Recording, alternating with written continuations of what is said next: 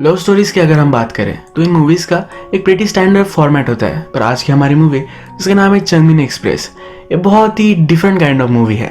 Love story के साथ life का एक इम्पोर्टेंट पॉइंट भी हमें समझा कर जाती है। इस मूवी में हमें दो अलग अलग स्टोरीज बताई गई है। दो अलग अलग स्टोरीज है पर इनका पॉइंट सेम है। आज की हमारी मूवी आपको अनफुलफिल्ड नहीं छोड़ेगी, इसकी एंडिंग भी हैप्पी है। वीडियो स्टार्ट करने से पहले मैं आप सबसे रिक्वेस्ट करना चाहता हूँ, अगर आपको वीडियो अच्छा लगता है तो प्लीज़ इस वीडियो को लाइक कर दीजिएगा, कमेंट भी कर दीजिए, जिससे चैनल को बहुत सपोर्ट मिलता है। अब बिना देरी करे मेरी इस फेवरेट मूवी को एक्सप्लेन करना मैं स्टार्ट करता हूँ।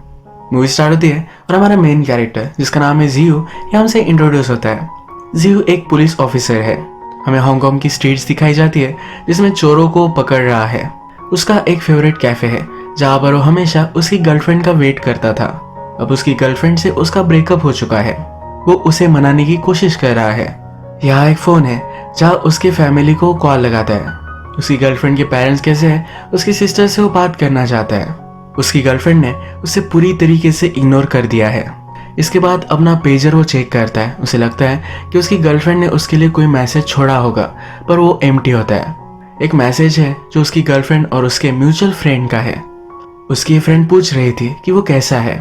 किवू को लगा कि उसकी गर्लफ्रेंड को पूछना था कि वो कैसा है, इसीलिए अपने फ्रेंड से वो पूछ रही है। वो अपनी फ्रेंड से कहता है कि तुम उसे बता सकती हो कि मैं अच्छा हूँ, उसके कॉल का मैं वेट कर रहा हूँ। उसकी फ्रेंड कहती है कि सिर्फ तुम कैसे हो ये पूछने के लिए मैंने कॉल किया था। किवू की गर्लफ्रेंड के बारे में उसे ज्यादा कुछ भी पता नहीं है। बेचारा किवू इससे बहुत ही दुखी है।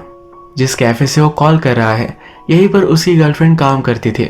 हमेशा वो यहाँ उसका वेट करता था। तो कैफे का ओनर भी उसका अच्छा फ्रेंड बन चुका है। ये कैफे ओनर कहता है कि अब तुम मूव ऑन कर जाओ, बहुत दिन हो चुके हैं। और एक लड़की है जो कैफे में काम करती है, उसे इंट्रोड्यूस कराने की कोशिश करता है, पर क्यों इसके लिए नहीं मानने वाला। इसके बाद हमारी और एक मेन कैरेक्टर हम देखते हैं जो एक गैंगस्टर है। इसका ऑपरेशन हमें दिखाया जाता है। जो भी सब इंडियन इमिग्रेंट लोग हांगकांग में काम करते हैं, इन सबको कॉन्टैक्ट करती है। उन्हें वो पैसे देकर उनसे वो ड्रग्स स्मगल करवाती है। बहुत सारे इंडियन लोग वहाँ लेदर की फैक्ट्रीज में काम करते हैं, शूज़ वगैरह बनाते हैं, तो उनके शूज़ में अलग अलग जगह पर ड्रग्स डालकर ये एयरपोर्ट से ड्रग्स स्मगल करने वाले हैं। इस गैंगस्टर ने सब लोगों को फिर रेडी किया, उन्हें वो एयरपोर्ट लेकर आई। जब वो टिकट लेने के लिए बिजी हुई तभी सब लोग वहाँ से गायब हो चुके थे। वो उन्हें ढूंढने की कोशिश करती है, यहाँ वहाँ भागती है, पर कहीं भी कोई भी उसे नहीं दिखता। वो बहुत ही टेंशन में थी। तो एक बार में वो आती है। वो हमसे कहती है ये जो मैंने मिस्टेक की है इसे सुधारने के लिए मेरे पास बहुत ही कम टाइम है। इसके बाद हम फिर से जियो की तरफ मुड़ते हैं। इसके पेजर का जो पासवर्ड है ये भी I love you for 10,000 years है। ये आज भी पेजर चेक करता है तो उसकी गर्लफ्रेंड का कोई भी कॉल नहीं आया हुआ। ये हमसे कहता है मेरी गर्लफ्रेंड ने 1 अप्रैल पर मुझसे ब्रेकअप किया था। मुझे लगता है कि वो मुझे फूल बना रही है। वो बिलीव नहीं करना चाहता उसकी गर्लफ्रेंड उसकी लाइफ से जा चुकी है। उसकी गर्लफ्रेंड को पाइनएप्पल पसंद था, तो हर दिन वो एक पाइनएप्पल का कैन बाय करता है। वो ऐसे कैन बाय करता है जिनकी एक्सपिरेशन डेट 1 मई है। वो अपनी गर्लफ्रेंड को 1 मंथ वापस आने के लिए चांस देना चाहता है। उसके लिए उसने ये सब पाइनएप्पल कैंस बाय करके रखे हैं। नेक्स्ट सीन में हम गैंगस्टर देखते हैं। उसने अब अपने लिए नेक्स्ट डे की फ्लाइट बुक कर ली है। अगर वो इंडियंस को ढूंढ नहीं पाए तो एक बड़े ट्रबल में आ जाएगी। अपनी लाइफ के लिए वो दूर भागने वाली है। अब रात में इन इंडियंस को ढूंढने की वो कोशिश करती है। जिस स्ट्रीट से उसने उन्हें ढूंढना था इन स्ट्रीट्स पर घूमती है। एक शॉप है जहाँ पर लेदर की बहुत सारी चीजें मिलती है। उसने एक इंडियन को इस शॉप के ओनर से बात करते हुए देखा था। उसे लगता है इस ओनर को पता होगा कि वो कहाँ है। ये इस ओनर के पास जाती है और उसे धमकाने की कोशिश करती है, पूछती है कि वो कहाँ है। इस बेचारे को नहीं पता तो नहीं बता सकता। ये ओनर एक सेकंड के लिए किसी और से बात कर रहा था। उसकी डॉटर इसी शॉप में थी। गैंगस्टर को अभी भी लगता है कि वो ओनर झूठ बोल रहा है, तो उसकी डॉटर वो किडनैप कर लेती है। उसके बाद वो उस छोटी लड़की को एक कैफे में लेकर आई। उसे आइसक्रीम वगैरह उसने खिलाया। वो फिर ओनर को कॉल करती है, कहती है 1 घंटे में मुझे उन लोगों का पता चाहिए, अगर नहीं दिया तो तुम्हारी बेटी को मैं मार डालूंगी। इस ओनर को लोग कहाँ है ये नहीं पता था, इसलिए उसे नहीं बता पाया। ये गैंगस्टर फिर उसे कॉल कर कर बता देती है कि उसकी बेटी कहाँ है। वो हमसे कहती है बहुत सारे लोग होते हैं जो पैसों के लिए अपनी बेटी को भी बेचते हैं, पर यह आदमी वैसा नहीं था। अप्रैल मंथ की एंडिंग अब आ चुकी है। 1 मई पर जो पाइनएप्पल के कैंस एक्सपायर होने वाले हैं, इसे जियो ढूंढ रहा था। इसे शॉप में वो कहीं भी नहीं मिले। शॉप ओनर से उसने बात की। शॉप ओनर कहता है कि हमने ऑलरेडी उन्हें रिप्लेस कर डाला है, आप कोई नई कैन ढूंढ लीजिए। जियो उस पर चिढ़ जाता है, कहता है ये क्या है, पुरानी कैन एक्सपायर हो गई तो उससे नई से रिप्लेस कर दोगे। वो वंडर करता है कि कब से चीज़ों को एक्सपायरी डेट आना स्टार्ट हो गया। यहाँ वो अपनी रिलेशनशिप के बारे में बात कर रहा था, यानी कि उनकी रिलेशनशिप एक्सपायर हो चुकी है, तो क्या उसकी गर्लफ्रेंड नई रिलेशनशिप में जाएगी? ये उसे सही नहीं लगता। बेचारा सैड होकर उस शॉप में जो भी सब एक्सपायर चीज़ें थी ये सब बाय कर लेता है। एक बेगर को ये एक्सपायर्ड हुआ खाना वो देने की कोशिश करता है, पर ये बेगर भी एक्सपायरी डेट देखता है और इसे मना कर देता है। इससे उसे और भी बुरा लगता है। ये गैंगस्टर जब सब लोगों को ढूंढ रही थी तो उसके राइवल गैंगस्टर को पता चल गया। उसके पीछे वो कुछ गुंडे लगवा देता है। वो भागते भागते एक ट्रेन में चढ़ गई जिसकी उसकी जान बच गई। अब अप्रैल का लास्ट डे है। जियो की गर्लफ्रेंड उसके पास वापस ही नहीं आई। उसने उसके लिए जो भी सब कैंस बाय कर रखे थे ये सब वो खा डालता है। ये अब अपनी लाइफ से मूव ऑन करना चाहता है। उस कैफे के ओनर ने उसे कहा था कि एक लड़की है जिसे तुम डेट कर सकते हो। जियो फिर उस ओनर को मिलने के लिए जाता है। उस लड़की के बारे में पूछता है। ओनर कहता है उस लड़की का तो अब नया बॉयफ्रेंड है। लड़कियां ज्यादा दिन सिंगल नहीं रहती, जल्दी से तुम्हें उसे डेट कर लेना चाहिए था। वो और भी ट्राई करने के लिए अपने ओल्ड फ्रेंड्स को कॉल लगाता है।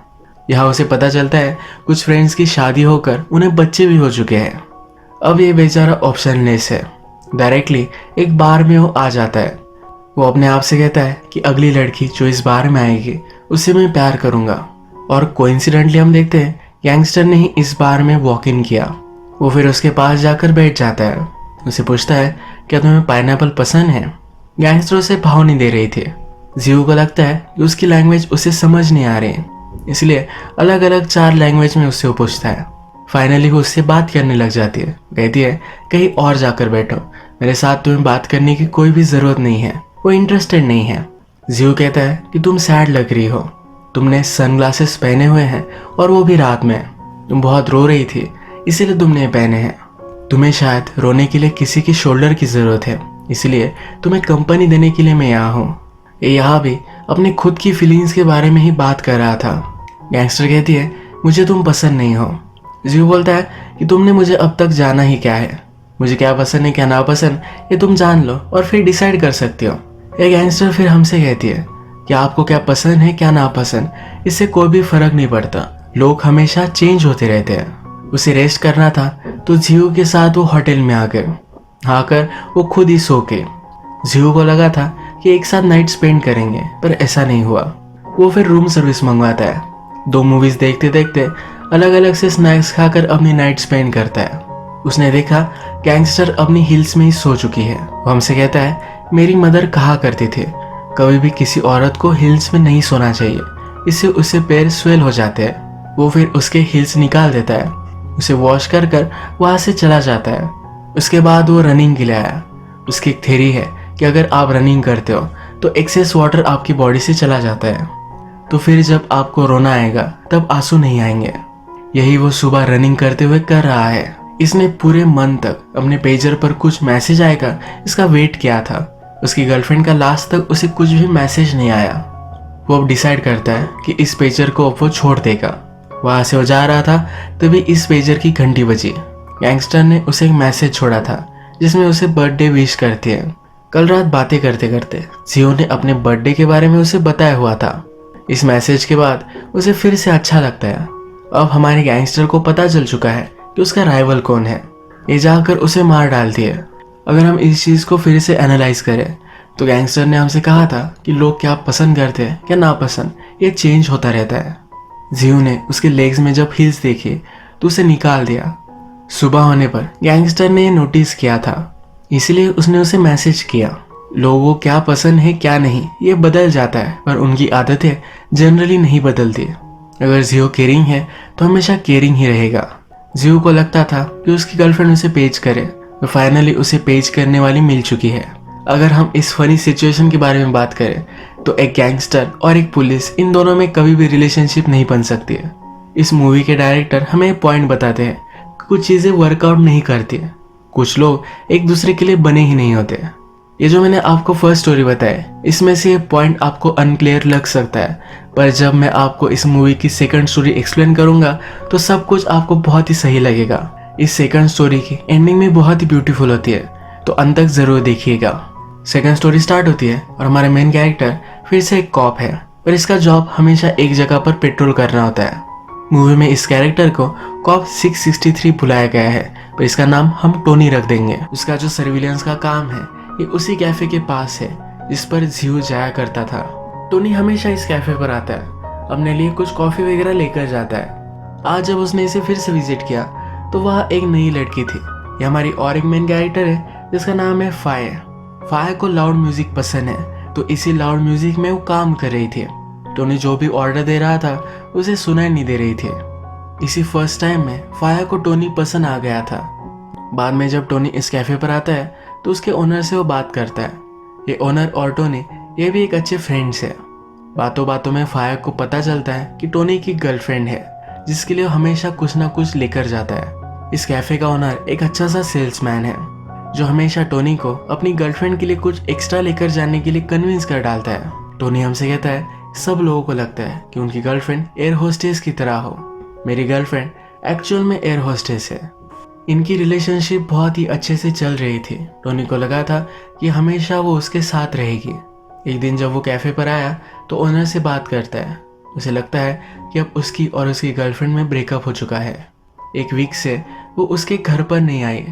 ओनर हमेशा टोनी को कहता था कि अपनी गर्लफ्रेंड के डिनर में तुम्हें उसे चॉइसेस देनी चाहिए, इसलिए ज़्यादा चीज़ें उसे वो सेल करता था।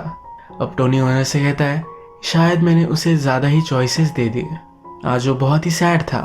कुछ दिनों बाद इसी कैफे पर टोनी की गर्लफ्रेंड आती है। उसे लगा था कि शायद यहाँ टोनी भी होगा। कैफे ओनर से गर्लफ्रेंड को पता चलता है टोनी ने अपनी शिफ्ट चेंज कर ली है। वो ओनर को एक लेटर देकर जाती है। कहती है कि जब टोनी आएगा तो उसे लेटर दे देना। गर्लफ्रेंड के जाने के बाद ओनर से रहा नहीं गया, उसने इस लेटर को ओपन कर लिया। ये जो सब हुआ ये सब फाया देख रही थी। बाद में लेटर फाया भी पढ़ती है। ये लेटर ब्रेकअप का लेटर था और टोनी ने अपने गर्लफ्रेंड को अपनी घर की जो चाबी दी थी ये भी उसने एक लेटर के साथ वापस कर दी है। एक दिन जब टोनी कैफे पर आया तो फाया उससे बात करती है। कहती है एक एयर होस्टेस आई थी, तुम्हारे लिए एक लेटर वो छोड़ कर गई है। टोनी ने ये लेटर देखा और काउंटर पर रख दिया। ये लेटर वो यही रख कर जा रहा था। फाया उसे लेकर जाने के लिए कहती है, और टोनी कहता है बाद में लेकर जाऊंगा। फिर फाया ने इस लेटर को एक पिन से उसके लेटर बोर्ड पर लगा दिया। उसके बाद बहुत दिनों तक उस कैफे पर टोनी नहीं आया। टोनी का दूसरा एक पुलिस फ्रेंड है। जब वो कैफे पर आया तो कैफे ओनर उससे पूछता है टोनी अब आजकल कहीं दिखाई नहीं पड़ता। टोनी का फ्रेंड कहता है कि वो लीव पर है। उसने कहा एक पिन की वजह से वो इंजोर हो चुका है। फाया ने एयर होस्टेस का लेटर पिन से लगाया हुआ था, तो यही इस सेंटेंस का मीनिंग था। बाकी सब लोगों को ये मजाक लगता है, पर फाया ये समझ जाती है। टोनी घर पर जब है तो बहुत ही अकेला है। उसे घर की सब चीज़ें उसकी तरह ही सैड लगती है। घर के गीले टॉवेल से वो बात करता है। वो कहता है कि तुम इतने दुखी क्यों हो। टॉवेल से जो पानी टपकता है तो कहता है कि इतना रो मत, तुम्हें ज़रा चीयरफुल रहना चाहिए। टॉवेल फटा हुआ भी है तो कहता है कि तुमने अपने आप का क्या हाल बना लिया है। घर के सोप से बात करता है कि ब्रेकअप के बाद तुम कितने पतले हो गए, अपने आप का तुम ख्याल रखा करो।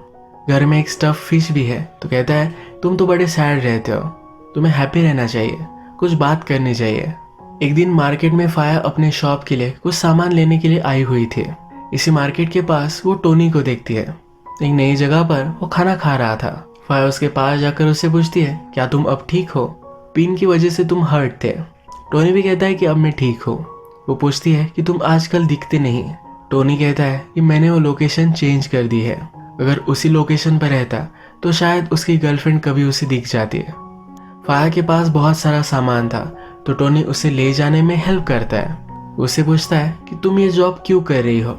फाया बोलती है कि मैं हमेशा से जॉब नहीं करना चाहती थी। वो एक्चुअल में कैलिफोर्निया जाना चाहती है। उसे वर्ल्ड में अलग अलग प्लेसेस घूमने हैं। वो कैलिफोर्निया जा सके तो इस जॉब से वो अपने टिकट के पैसे कलेक्ट कर रही है। फाया उससे कहती है कि तुम अपना लेटर कलेक्ट करने के लिए आए ही नहीं। टोनी कहता है कि तुम उसे मेल कर देना। अपने घर का एड्रेस वो उसे दे देता है। फाया फिर सोचती है कि उसके पास टोनी के घर का एड्रेस भी है। टोनी की गर्लफ्रेंड ने लेटर के साथ उसकी चाबी भी वापस की थी। ये की भी उसके पास है तो उसके घर वो जा सकती है। एक दिन टोनी घर पर आया। कबर्ड से वो बात करता है, मुझे पता है कि तुम अंदर हो। एक्चुअल में उसकी एयर होस्टेस गर्लफ्रेंड कभी कभी उसके कबर्ड में घुस जाती थी। जब वो काम से वापस आता था तो उसे सरप्राइज देती थी। तो उसे आज भी लगता है कि शायद वो यहाँ होगी। अंदर से उसे कुछ भी आवाज नहीं आई। वो दूसरे रूम में चला गया। तब उस कबर्ड में हम फाया को देख सकते हैं। फाया से रहा नहीं गया और वो घर में घुस चुकी थी। इसी घर में वो छिप कर बैठी रही।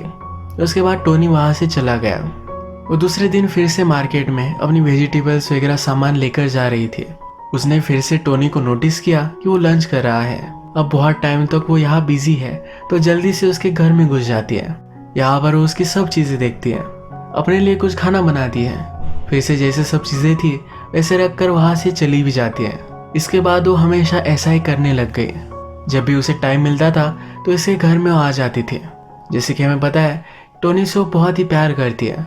उसके घर में होना, उसके चीज़ों के साथ होना ये उसे अच्छा लगता है। वो हमेशा नोटिस करती है कि टोनी ब्लैक कॉफ़ी पीता है। उसे कहकर जाती है कि तुम्हें इससे रात में नींद नहीं आएगी। टोनी मानने नहीं वाला। टोनी के फ्रिज में पानी की बॉटल जो थी उसमें वो नींद की गोलियां मिला देती है, यानी कि वो अच्छे से सो पाए। उसके घर में बहुत सारे चेंजेस अब उसने करना स्टार्ट कर दिया है। उसका वो बेड बना दी है। उसके फिश पॉट में थोड़े से फिश भी छोड़ देती है। टोनी के घर में एयर होस्टेस का ड्रेस है तो वो भी वो पहन कर देखती है। टोनी ने अपने लिए कुछ कपड़े बाय किए थे पर कभी भी उसे खोले ही नहीं। उन्हें खोलकर उसके कबर्ड में रख देती है। एक दिन एयर होस्टेस ने कॉल कर टोनी के यहाँ मैसेज छोड़ा था पर इस मैसेज को फाया ने देख लिया। इसे वो डिलीट कर देती है। टोनी बेचारा बहुत ही हार्ट ब्रोकन है। घर में जो चेंजेस हो रहे हैं इसे वो नोटिस नहीं करता। हमेशा घर आकर जल्दी से सो जाता है। एक दिन उसे लगा कि उसकी गर्लफ्रेंड उसके घर आई हुई है। वो भागते भागते घर पर गया पर घर में सब पानी पड़ा हुआ था। फाया ने नल चालू किया था पर बंद करना वो भूल गई थी। टोनी थोड़ा सा कंफ्यूज होता है पर उसे लगता है शायद उसी ने ही नल चालू किया होगा। घर से वो निकल रहा था तभी फाया उसके घर में इंटर कर रही थी तो उसे वो पकड़ लेता है। उसके हाथ में फिश थे तो फाया एक बहाना बनाती है कि मैं फिश सेल कर रही हूँ। टोनी को बहुत ही अजीब लगता है। वो फिर उसे घर में इनवाइट करता है। जब भी उसकी गर्लफ्रेंड घर आती थी तो हमेशा वो उसे फुट मसाज देता था। अब वो फाया को भी उसी तरीके से फुट मसाज देता है। टोनी फाया के लिए गाने भी लगाता है। जिस सीडी से उसने गाने लगाए ये फाया की ही सीडी थी। टोनी कहता है कि मेरी गर्लफ्रेंड को ये सॉन्ग पता था।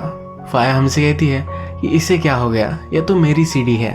फाया थक गई थी तो मसाज के बाद वो यही सो जाती है। टोनी भी उसे डिस्टर्ब नहीं करता। इस दिन के बाद टोनी ने घर में अलग अलग चीजें नोटिस करना स्टार्ट किया। टोनी की मिरर के पास फाया ने अपनी बचपन की फोटो लगाई हुई थी। ये उसने देखी। उसका पतला सा सोप था पर अब फाया ने उसे रिप्लेस कर एक नया वाला सोप रख दिया है। इसे भी वो नोटिस करता है। टोनी सोप से कहता है कि अब तो तुम्हारी हालत अच्छी हो चुकी है। तुम्हारी गर्लफ्रेंड चली गई पर तुम्हें अपनी लाइफ के साथ मूव ऑन करना चाहिए। उसके पास एक फटा हुआ टॉवेल था पर फाया ने इस टॉवेल को भी चेंज कर डाला है। टोनी इस टॉवेल से बात करता है और कहता है गर्लफ्रेंड के जाने के बाद तुमने तो अपनी पूरी पर्सनैलिटी ही चेंज कर डाली। एयर होस्टेस का यूनिफॉर्म टोनी हमेशा ऊपर टांग कर रखता था। अब वो नोटिस करता है कि फाया ने उसे एक कॉर्नर में डाल दिया था। एक दिन टोनी काम से जल्दी घर पर वापस आया। वह फाया ऑलरेडी उसके घर पर थी। उसे देखकर बहुत ही सरप्राइज हो जाता है। उसे पकड़ने की वो कोशिश करता है पर फाया जल्दी से वहां से भाग गई। उसके बाद वो फाया को उसके कैफे में मिलने के लिए आया। फाया को बहुत ही ऑकवर्ड लग रहा था।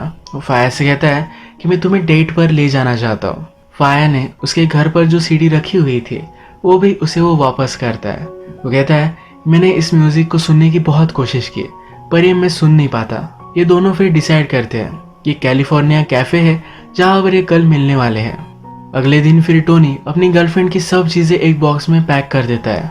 डेट के लिए जब वो रेडी हो रहा था तो फाया ने उसके कपड़ों की जो अनपैकिंग की थी वही कपड़े वो पहनता है। वो कैफे में आया और उसने फाया का बहुत वेट किया पर वो आई ही नहीं।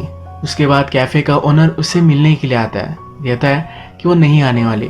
तुम्हारे आने से पहले ही वो कैलिफोर्निया जाने के लिए निकल गई। जाते जाते वो एक लेटर छोड़ कर गई है जो कैफे ओनर टोनी को देता है। टोनी फिर उसके बाद एक शॉप में गया। वहाँ पर उसकी एक्स गर्लफ्रेंड उसे मिली। ये दोनों कैसे हैं एक दूसरे से उन्होंने पूछा। उसकी गर्लफ्रेंड का नया बॉयफ्रेंड एक बाइकर है। टोनी जब इस बॉयफ्रेंड को देखता है तो अपनी एक्स गर्लफ्रेंड से कहता है, तुम दोनों एक दूसरे को सूट करते हो। ये एक्स गर्लफ्रेंड कभी भी सीरियस रिलेशनशिप नहीं चाहती थी।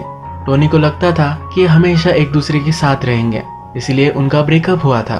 फाया ने उसे दिया हुआ लेटर अभी भी उसके पास था, जो डस्टबिन में डाल देता है। उसे लगता है कि ये भी उसके रिजेक्शन का ही लेटर है। इसके बाद बारिश शुरू हो गई और वो वहां से चला गया। बाद में वो रियलाइज करता है कि उसे एटलीस्ट इस लेटर को ओपन तो करना चाहिए। वो जल्दी से पहुंचा और इस लेटर को उसने उठा लिया। इस लेटर को जब वो ट्राई करता है तो उसमें एक बोर्डिंग पास था। ठीक 1 साल बाद फाया उसे फिर से मिलने वाली थी। इस बोर्डिंग पास में वो लोकेशन दी हुई थी। बारिश की वजह से ये लेटर खराब हो गया था और इसमें की लोकेशन भी अब उसे नहीं दिख रही। लेटर बर्बाद हो गया, इसलिए उसे बुरा लगा। इसके बाद 1 साल बीत चुका है। फाया फिर से इसी सिटी में आती है। अब इस बार हम देख सकते हैं कि वो एयर होस्टेस बन चुकी है। वो हमेशा अपनी लाइफ के साथ कुछ अच्छा करना चाहती थी, अलग अलग प्लेसेस पर जाना चाहती थी। जिस कैफे पर वो काम करती थी फिर से उसे विजिट करती है। ये कैफे थोड़ा सा बंद था। जब वो अंदर आती है तो वह अंदर टोनी है। ये एक दूसरे को देखकर सरप्राइज्ड है। टोनी भी बिलीव नहीं करता कि वो सचमुच में यहाँ है। वो टोनी से पूछती है कि इस कैफे में तुम क्या कर रहे हो, प्रीवियस ओनर का क्या हुआ। टोनी कहता है कि अब उसने एक बड़ा होटल बाय कर लिया है। वो एक अच्छा सेल्समैन है। वो हमेशा मुझे कुछ ना कुछ एक्स्ट्रा बाय करने के लिए कन्विंस कर लेता था। बाद में उसने मुझे पूरा शॉप ही सेल कर दिया। यहाँ पर हम देख सकते हैं कि जो फाया को म्यूजिक पसंद आता था यही टोनी सुन रहा है। फाया उसे इसके बारे में पूछती है। टोनी कहता है कि मुझे जरा वक्त लगा, फिर इसके बाद ये भी म्यूजिक मुझे पसंद आने लग गया। फाया ने डिसाइड किया था कि वो खुद को 1 साल देगी और उसमें कुछ ना कुछ कर दिखाएगी। वो एयर होस्टेस बन चुकी है तो टोनी को भी बहुत अच्छा लगता है। टोनी उससे कहता है, इस कैफे को मैं रीओपन कर रहा हूँ, अगर तुम चाहो तो हम 2 दिनों में फिर से मिल सकते हैं। फाया उसे इग्नोर करती है, कहती है मेरी फ्लाइट है, बहुत दिनों तक अब मैं फिर से नहीं आऊंगी। उसे लगता है कि टोनी ने उसे पूरी तरीके से इग्नोर कर दिया था। उसने उसे 1 साल बाद मिलने के लिए कहा था पर वो आया ही नहीं। टोनी उसे रुकने के लिए कहता है। जो बर्बाद हुआ बोर्डिंग पास उसके पास था, उसे वो दिखाता है। कहता है, क्या इस बोर्डिंग पास से मैं कहाँ जा सकता हूँ। अब उसने उसे वो बोर्डिंग पास दिखाया तो इनमें जो भी सब मिसअंडरस्टैंडिंग थी वो चली जा चुकी है। फाया भी सब कुछ समझ जाती है। वो कहती है, मैं तुम्हें नया बोर्डिंग पास दे सकती हूँ। उससे पूछती है, तुम्हें कहाँ जाना है। टोनी कहता है, मुझे ज़्यादा फर्क नहीं पड़ता, तुम जहाँ भी मुझे लेकर जाना चाहती हो वहाँ मैं आ सकता हूँ। इसी के साथ इनकी इनकम्प्लीट लव स्टोरी कंप्लीट हो चुकी है। इसी तरीके से मूवी एंड होती है। पर इस मूवी का पॉइंट मैं आपको बताता हूँ। इस सेकंड स्टोरी के बारे में हम अगर बात करें तो टोनी को उसकी गर्लफ्रेंड छोड़कर चली गई थी। उसकी घर की सब चीजें उसे उसकी गर्लफ्रेंड की याद दिलाती थी। उसे लगता था गर्लफ्रेंड के जाने के बाद सब चीजें सैड है। फाया उसके घर में आई, जो भी सब सैड चीजें थी उसे उसने रिप्लेस कर दिया। ये चीज हमें उन्होंने बहुत ही अच्छे सिनेरियो से समझाई है। जब भी हमारी लाइफ से कोई प्यार चला जाता है तो हमें लगता है उसे कोई भी रिप्लेस नहीं कर पाएगा। फाया उसकी लाइफ में आई और सब चीजें उसने बदल डाली। जो चीजें उसे सैड लगती थी वही टाइम के साथ उसे हैप्पी लगने लग गई। उसने फिर रियलाइज किया कि उसकी एक्स गर्लफ्रेंड उसके लिए बनी ही नहीं थी, उनकी प्रायोरिटीज अलग थी। फाया लास्ट में जब आती है तो खुद एयर होस्टेस बन चुकी है, जैसे उसकी लास्ट गर्लफ्रेंड थी। पर इन दोनों में जमीन आसमान का फर्क है। फाया उसे बिना कहे इतने दिनों तक प्यार करती थी, हमेशा उसे अपनाने के लिए वो रेडी है। लास्ट में एक दूसरे से मिल गए और सब मिसअंडरस्टैंडिंग भी दूर हो गए। इसी तरह से इस मूवी की एक ब्यूटीफुल एंडिंग हम देखते हैं। आज का वीडियो हम यही खत्म करते हैं। अगर आपको वीडियो अच्छा लगा तो प्लीज़ इस वीडियो को लाइक कर दीजिएगा। मैं बहुत सारी मूवीज़ लेकर आता रहता हूँ, तो प्लीज़ इस चैनल को सब्सक्राइब कर दीजिए और बेल नोटिफिकेशन आइकन दबाना मत भूलिएगा। हम फिर से मिलेंगे और एक नई मूवी के साथ। तब तक के लिए थैंक यू और आप अपने आप का ख्याल रखिए।